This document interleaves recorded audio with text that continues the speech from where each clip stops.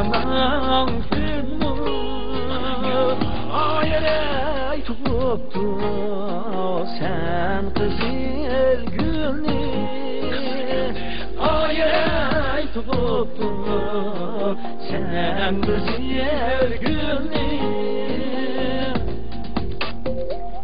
senin kuyun seni ayarey minimdek bir garip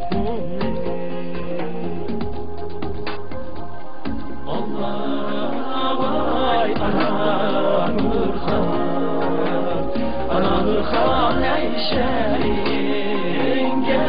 misafirme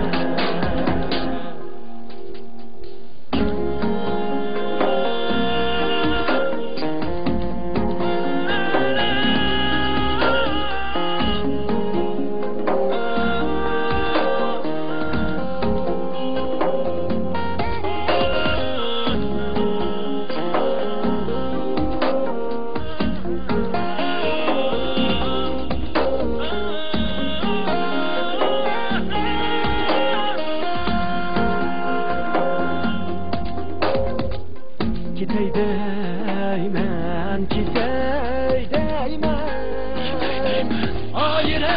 ey atam bilmem anam kalsın hayır ey atam bilen anam kalsın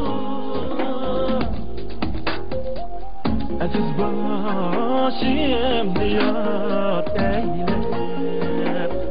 yat eylep mazalarda çırak yazsın